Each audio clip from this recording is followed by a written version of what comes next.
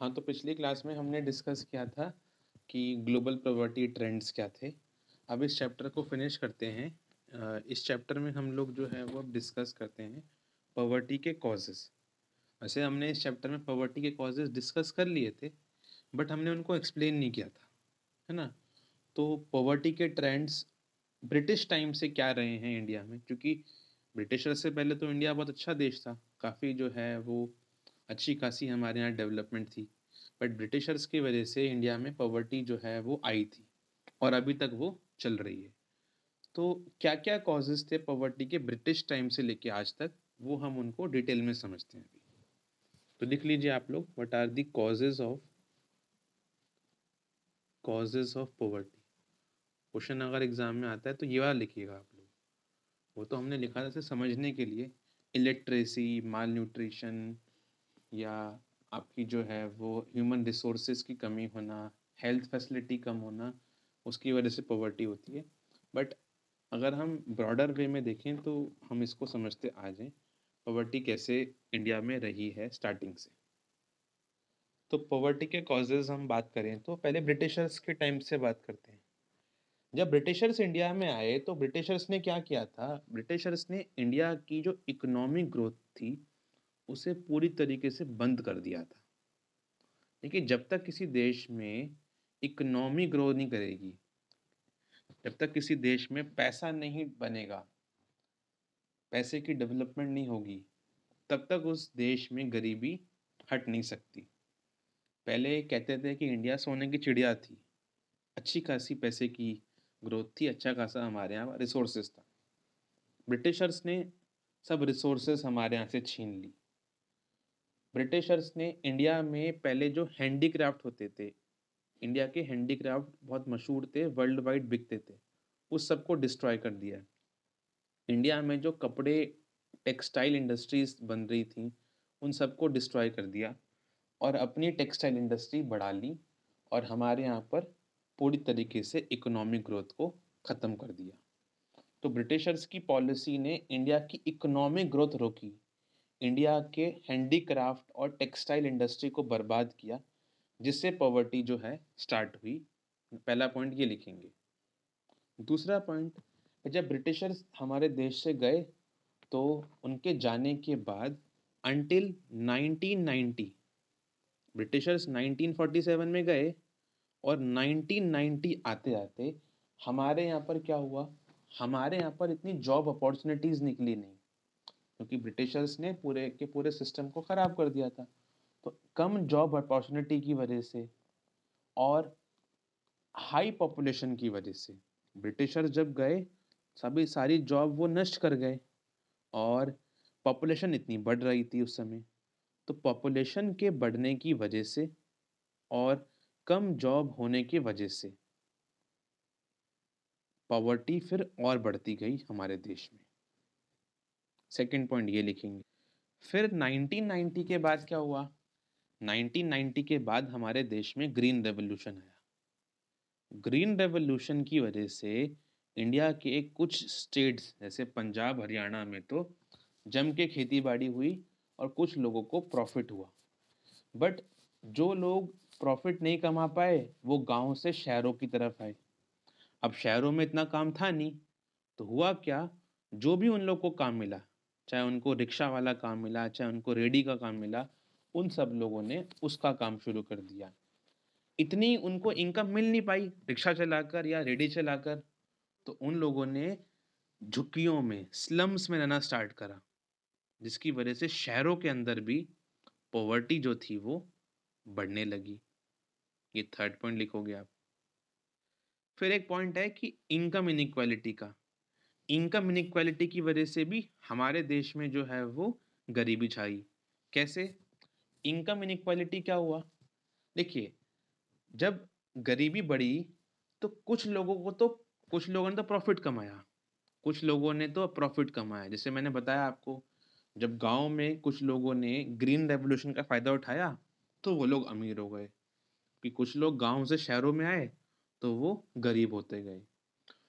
ऐसे ही कुछ लोगों ने फैक्ट्रीज लगाई तो उनकी तो अमीरी बढ़ी, बट बाकी लोगों की गरीबी बढ़ी। तो इनकम इनइक्वालिटी आई।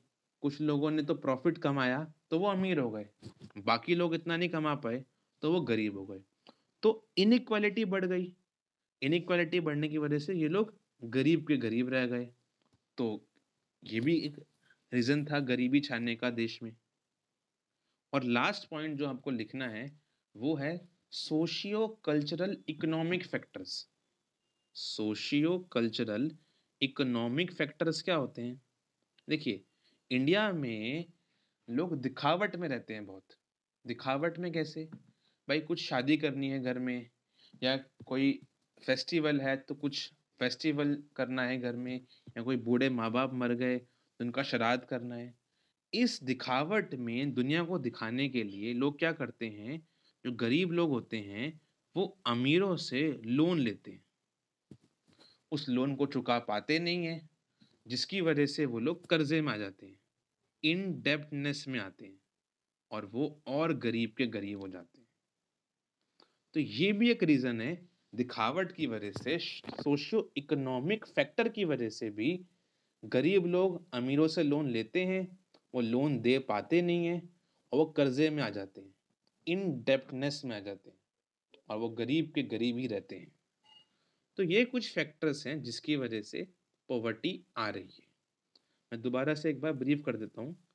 पहला पॉइंट मैंने बताया ब्रिटिशर्स वाला, कि ब्रिटिशर्स ने इंडिया के हैंडीक्राफ्ट और इंडिया के जितने भी टेक्सटाइल थे, जितने भी फैक्ट्रीज थी, सबको नष्ट कर दिया और अपने पैसे कमा गए और इंडिया में गरीबी उन्होंने ला दी।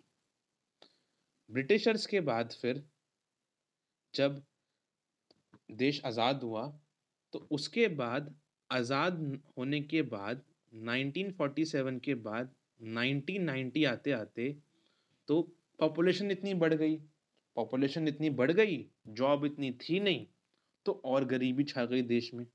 सेकंड पॉइंट ये। फिर थर्ड पॉइंट, उसके बाद क्या हुआ, जब 1990 के बाद इंडिया में ग्रीन रेवोल्यूशन आया तो कुछ लोगों ने क्या किया, ग्रीन रेवोल्यूशन का फायदा उठाया, अमीर हो गए। जो लोग उठा नहीं पाए फायदा, वो गांव से शहरों में आए, उन लोगों को जो भी काम मिला, रिक्शा वाला, रेडी वाला, उन्होंने वो काम किया, बट इतनी इनकम मिल नहीं पाई तो शहरों में वो झुग्गियों में, स्लम्स में रहने लगे, जिससे शहरों में भी गरीबी बढ़ गई। तीन पॉइंट ये हो गए। चौथा पॉइंट इनकम इनइक्वालिटी का, कि हमारे देश में कुछ लोगों की तो इनकम बहुत ज़्यादा है, कुछ लोगों की इनकम बहुत कम है। इस इनइक्वालिटी की वजह से भी देश में गरीबी बहुत बढ़ गई। और पांचवा था सोशियो इकोनॉमिक फैक्टर, कि कुछ गरीब लोग अपने घर में सेरेमनीज, रिचुअल्स परफॉर्म करने के लिए अमीर लोगों से उधार लेते हैं, उधार वो दे नहीं पाते और वो कर्जे में फंस जाते हैं, जिसकी वजह से भी पॉवर्टी इंडिया में काफ़ी बढ़ी है। तो लिख लेते हैं हम लोग, there are many causes of poverty. There are many causes of poverty. Poverty का कोई एक कॉज तो है नहीं, बहुत सारे कॉजेज हैं। जैसे पहला पहला पॉइंट लिखिए, the British policy, the Britishers the Britishers at the Britishers during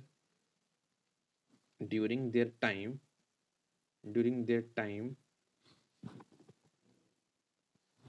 यहाँ से लिख लो, during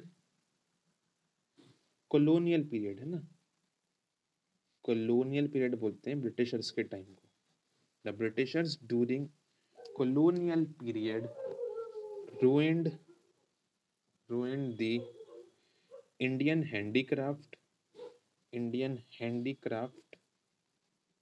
and textiles, which leads to poverty in India, जिसकी वजह से पॉवर्टी इंडिया में आई, क्योंकि ब्रिटिशर्स ने अपने समय में इंडिया के हैंडीक्राफ्ट और टेक्सटाइल को एकदम नष्ट कर दिया, जिससे पॉवर्टी छा गई। पहला पॉइंट। दूसरा पॉइंट, आफ्टर 1947 टिल 1990 ब्रिटिशर्स के जाने के बाद 1990 तक तो क्या हुआ, ड्यू टू हाई पॉपुलेशन के बढ़ने की वजह से एंड लो जॉब अपॉर्चुनिटी की वजह से पॉवर्टी भी बढ़ गई। Low job opportunity, poverty rose in India, poverty बढ़ गई इंडिया में। थर्ड पॉइंट, फिर जब ग्रीन रेवोल्यूशन आया, with the spread of green revolution,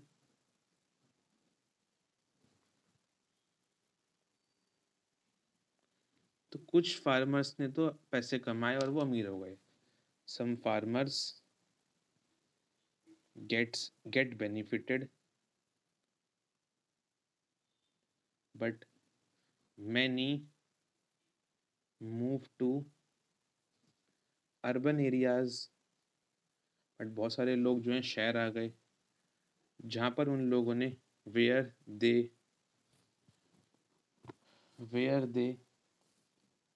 worked as vendor, कुछ लोग जो है रेडी वाले बन गए, वेंडर्स बन गए, तो कुछ लोग आपके जो थे वो रिक्शा पुलर बन गए।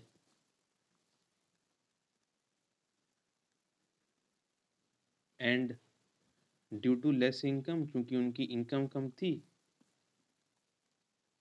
दे स्टार्टेड लिविंग, वो लोग जो थे वो स्लम्स में रहने लगे। And this leads to poverty in urban area, जिसकी वजह से पॉवर्टी छाई शहरों में। Third point. तो फोर्थ पॉइंट क्या है आपका, income inequality. Due to income inequality,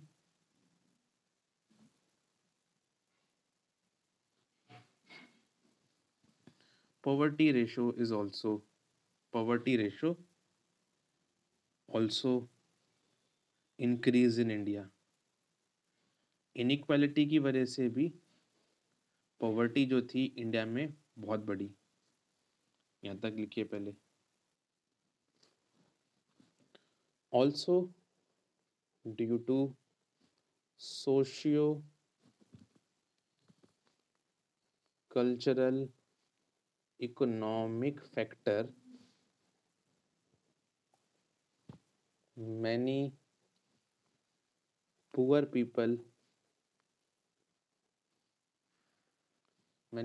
people takes loan from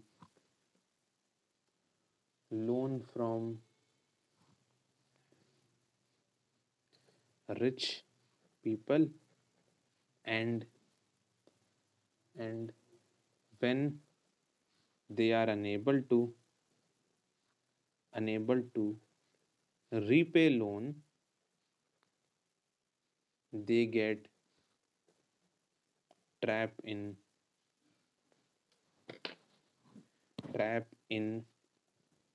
indebtedness, which also leads to poverty, जिससे और गरीबी बढ़ती है। तो ये कुछ 5 पॉइंट्स हैं जिसकी वजह से पॉवर्टी बढ़ती है इंडिया में।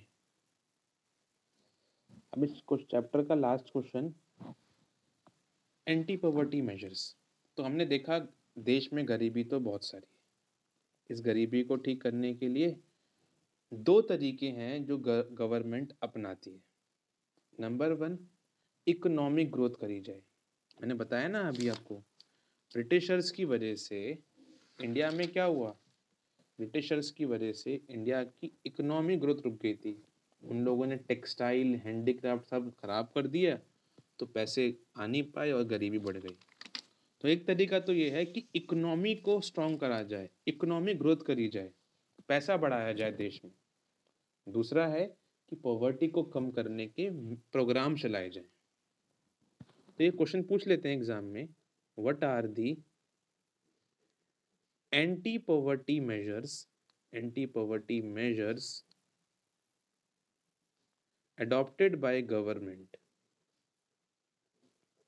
गवर्नमेंट क्या क्या एंटी पॉवर्टी मेजर्स अपनाती है पॉवर्टी से लड़ने के लिए, तो समझते हैं। The two anti poverty measures are, दो तरीके से पॉवर्टी को कम करा जा सकता है।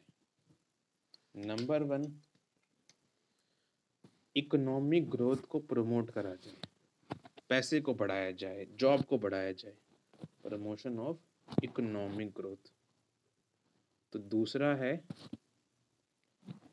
एंटी पॉवर्टी प्रोग्राम्स, पॉवर्टी को कम करने के लिए कुछ प्रोग्राम्स, मिशन, स्कीम चलाई जाए।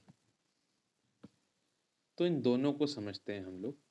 पहले हम समझते हैं प्रमोशन ऑफ इकोनॉमिक ग्रोथ, कि इकोनॉमिक ग्रोथ कैसे बढ़ाई जाए ताकि पॉवर्टी कम हो सके। तो नंबर 1 है इकोनॉमिक ग्रोथ को बढ़ाया जाए। देखिए, जब ब्रिटिशर्स गए थे तो ब्रिटिशर्स के जाने के बाद इंडिया में पॉवर्टी जो थी उसे कम करने के लिए इकोनॉमी ग्रो हो ही नहीं पाई थी। इकोनॉमी का मतलब क्या है? इकोनॉमी कैसे ग्रो होगी?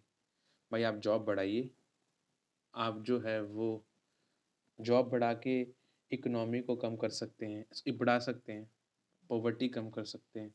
इसके अलावा गरीबों को कुछ छूट दी जाए तो कुछ हो सकता है ना? तो ये तरीके होते हैं, बिजनेस खोले जाएं, फ्री एजुकेशन प्रोवाइड करी जाए, तो ये तरीके होते हैं इकोनॉमी को बढ़ाने के। अब ब्रिटिशर्स के जाने के बाद इंडिया में इतनी बुरी हालत थी कि ब्रिटिशर्स के जाने के बाद 30 सालों तक तो इंडिया में इकोनॉमी की ग्रोथ हो ही नहीं पाई। ये ग्राफ बढ़ नहीं रहा था, ये ग्राफ एकदम स्टेबल था, ऐसे स्टेबल हो गया था। फिर जब धीरे धीरे गवर्नमेंट ने स्टेप्स लिए तो 1970 के बाद, 1947 में ब्रिटिशर्स गए, उसके बाद 1970 तक आते आते तो बिल्कुल भी ग्रोथ हो ही नहीं पाई। फिर 1970 से लेके 1990 आते आते इकोनॉमी की ग्रोथ 3.5 से ज़बरदस्त उछाल पे 6% गई। मतलब 6% हर साल इकोनॉमी ने ग्रो करा। इकोनॉमी ग्रो करने का मतलब जॉब बढ़ी, लोगों की इनकम बढ़ी, तो इकोनॉमी ग्रो हुई। अब जब इकोनॉमी ग्रो हुई तो फिर क्या हुआ? इकोनॉमी के बढ़ने की वजह से जो गरीब लोग थे उन लोगों ने अपने बच्चों को स्कूल भेजा, स्कूल भेजे तो बच्चों ने पढ़ाई करी, जिसकी वजह से और डेवलपमेंट स्टार्ट हुई। तो ऐसे इकोनॉमी की ग्रोथ को बढ़ाया गया था गवर्नमेंट के द्वारा। तो हम क्या लिखेंगे इसमें? ब्रिटिशर्स के जाने के बाद 1947 से 1970 तक तो कुछ भी इकोनॉमी में ग्रोथ नहीं आया, बिल्कुल ग्रो नहीं हुआ इकोनॉमी। इतनी बुरी हालत में छोड़ के गए थे ब्रिटिशर्स। फिर 1970 के बाद 1990 आते आते जो इकोनॉमी पहले 3.5 थी वो अब 6% से बढ़ने लगी। मतलब नई जॉब्स आई, नए बिजनेस खोले गए, लोगों को इंसेंटिव्स दिए गए। जब लोगों की इनकम बढ़ने लगी तो लोगों ने बच्चों को स्कूल्स भेजने लगे, बच्चे स्कूल्स में पढ़ने लगे, तो और जॉब निकलने लगी और धीरे धीरे इकोनॉमी की वजह से पॉवर्टी कम हुई। मैं ये नहीं कहूँगा कि पूरी कम हो गई, बट धीरे धीरे इन स्टेप्स की वजह से कम हुई। तो प्रमोशन ऑफ इकोनॉमिक ग्रोथ में लिखिए आप लोग पहला point. After 1947 till 90 till after 1947 for a period of 30 year, 1947 के बाद 30 साल तक, for a period of 30 years economy बिल्कुल नहीं बढ़ी। Economy was still and not growing. Economy बिल्कुल भी आपकी जो थी वो बढ़ नहीं पा रही थी, क्योंकि ब्रिटिशर्स ने इतनी पूरी तरीके से छोड़ के गए थे वो इंडिया को। फिर 97 के बाद क्या हुआ? Then after 97 the economy grow from 3.5%, जो 3.5% इकोनॉमी थी, उससे वो बढ़कर 6% तक पहुंच गई बाय 1990। पहले इतना लिखिए, थर्ड पॉइंट। फिर जैसे जैसे इकोनॉमी बढ़ी, with the increase in economy, with the increase of economy, jobs, businesses were provided,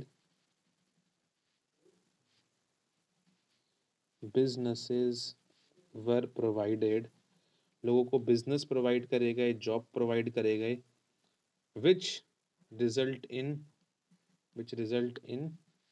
reduction in poverty, जिससे पॉवर्टी थोड़ा बहुत पॉवर्टी में घटोतरी आने लगी। Third point.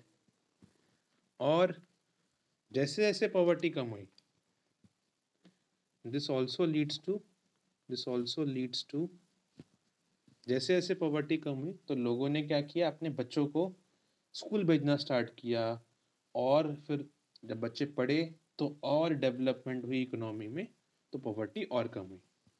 This also leads to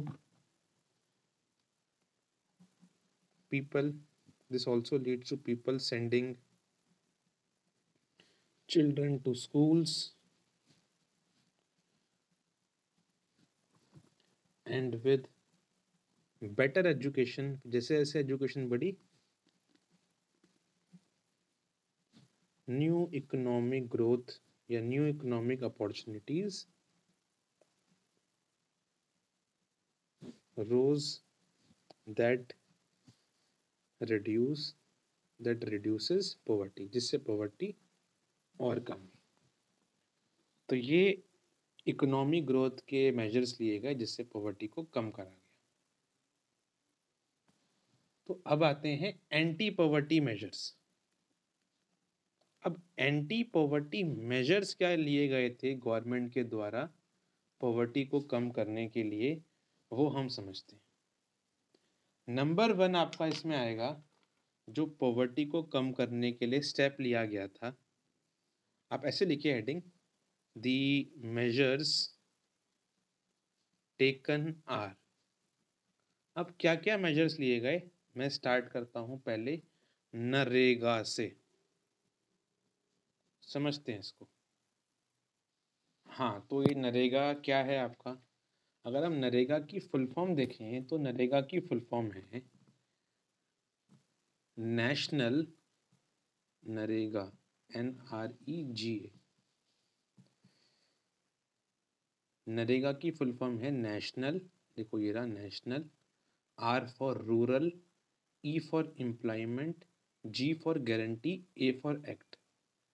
national rural employment guarantee act, इसको नरेगा बोलते हैं। आप चाहो तो इसको मनरेगा भी बोल सकते हो।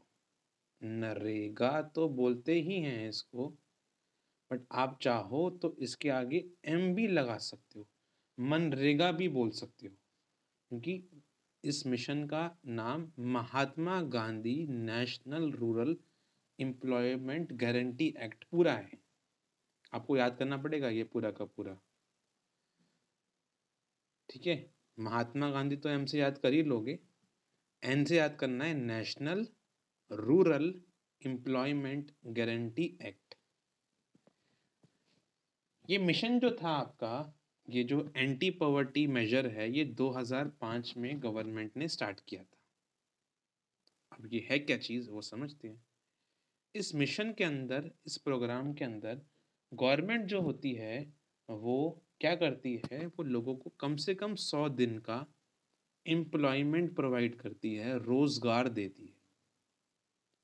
गांव के लोगों को 100 दिन का कम से कम, जैसे एक साल में दिन होते हैं 365 डेज, तो साल में 365 दिन में से कम 100 दिन तो आपको जॉब प्रोवाइड करेगी गांव के लोगों को, जो गरीब लोग हैं, गवर्नमेंट इस एक्ट के अंदर, ताकि गरीबों की भी इनकम बढ़ सके। नंबर सेकंड पॉइंट, फिर ये जो एक्ट है, इस एक्ट में ये भी करा गया है कि जो गरीब लोग हैं, जो गरीब लोग हैं उसमें खासकर विमेंस, ये जो स्कीम है ये विमेंस के लिए भी लगाई गई है। मतलब ये स्कीम में कम से कम 1/3 विमेंस को तो जॉब दी जाएगी ही जाएगी। ये स्कीम में जितने लोगों को जॉब देनी है गवर्नमेंट को, उसमें कम से कम 1/3 तो विमेंस को जॉब देगी ही देगी गवर्नमेंट। ये भी फिक्स करा गया है। दूसरा पॉइंट, इस स्कीम में ये रखा गया है, इस स्कीम में ये देखा गया है कि गवर्नमेंट ने अब तक 2005 से लेकर अब तक क्या किया है कि इस स्कीम के अंदर 220 करोड़ रुपए जो हैं गरीबों को बांटे हैं इस स्कीम के अंदर। और ये स्कीम का लाभ जो है 4.7 करोड़ लोगों ने, 4.7 करोड़ गरीब लोगों ने उठाया है अब तक। ये बता रखा है आपकी बुक में। इस स्कीम के अंदर जो थोड़े से वल्नरेबल लोग हैं, SC ST या विमेंस, उनको भी बड़ा फायदा दिया गया है। जैसे स्कीम के अंदर गवर्नमेंट ने 23% SC को बेनिफिट दिया गया है। जितने भी लोगों को बेनिफिट मिला है स्कीम में, उसमें 23% SCs लोग थे, 17% STs लोगों को बेनिफिट दिया गया है और 53% इस स्कीम का बेनिफिट विमेंस को दिया गया है। तो ये जो स्कीम है ये गवर्नमेंट ने लॉन्च करी थी गांव के लोगों को एम्प्लॉयमेंट देने के लिए। ये हम लिखेंगे, तो लिखिए आप लोग, नरेगा क्या है, फुल फॉर्म लिख लीजिए, national rural employment, national rural employment guarantee act. पहला पॉइंट इसमें, इट वाज इनिशिएटेड इन 2005। आप चाहो तो फर्स्ट पॉइंट इस फुल फॉर्म को भी बना सकते थे कि NREGA stands for national rural employment guarantee act.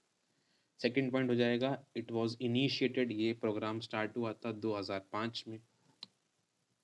Third point, under this scheme या अंडर दिस एक्ट गवर्नमेंट क्या करती है, गवर्नमेंट प्रोवाइड करती है, provides 100 days of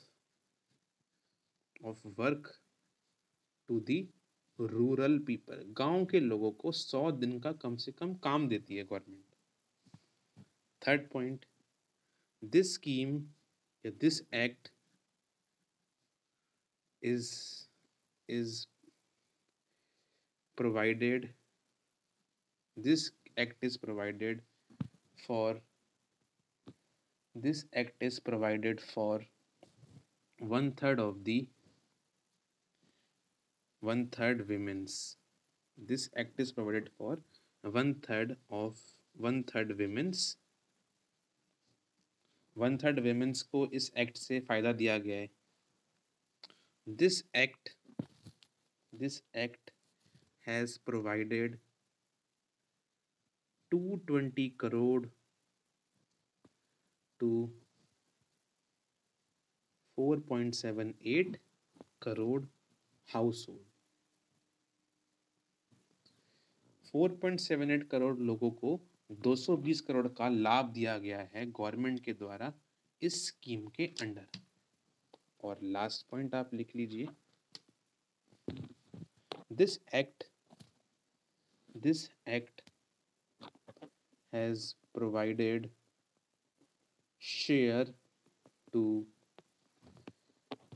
23% SCs, 17% ST and 53% women's। इस एक्ट का लाभ 23% SC को, 17% STs को और 53% women's को दिया गया है।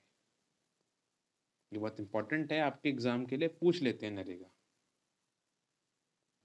नेक्स्ट मिशन है आपका प्रधानमंत्री रोजगार योजना। शॉर्ट फॉर्म में क्या लिखेंगे इसको,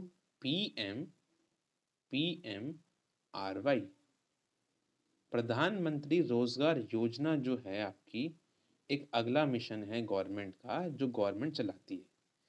इस मिशन को स्टार्ट कब करा गया था? 1993 में। इस मिशन का पर्पस क्या है या मिशन करता क्या है ये?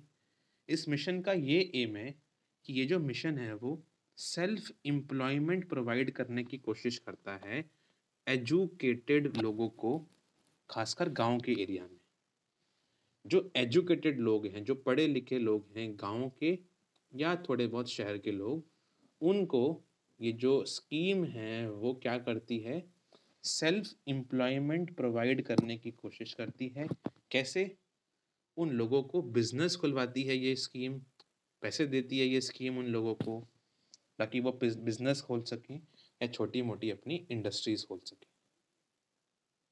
तो ये एक मिशन है जो 1993 से गवर्नमेंट चला रही है। इसमें गवर्नमेंट जो है क्या करती है? रोजगार प्रोवाइड करने की कोशिश करती है। कैसे?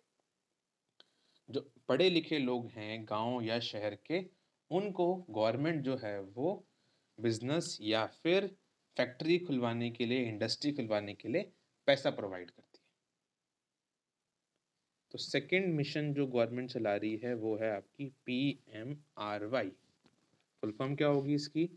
प्राइम। इसकी फुल फॉर्म क्या होगी आपकी? इसकी फुल फॉर्म है आपकी prime minister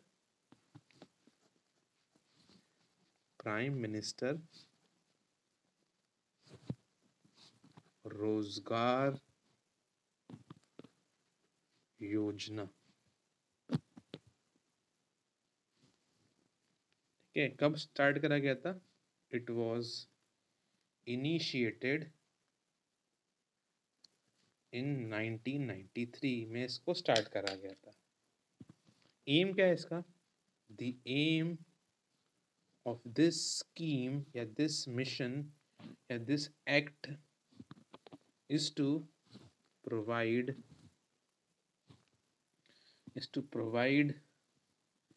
self employment। Employment provide करता है ये मिशन, रोजगार प्रोवाइड करता है, एम्प्लॉयमेंट प्रोवाइड करता है। is to provide employment to educated youth of rural and urban area। ये शहर और गांव के पढ़े लिखे लोगों को रोजगार, जॉब प्रोवाइड करने की कोशिश करता है। कैसे? अंडर दिस मिशन या under this act, government helps to set up small business and industries। छोटी मोटी इंडस्ट्रीज या बिजनेस खुलवाने में लोगों की गवर्नमेंट हेल्प करेगी। तो ये है PMRY।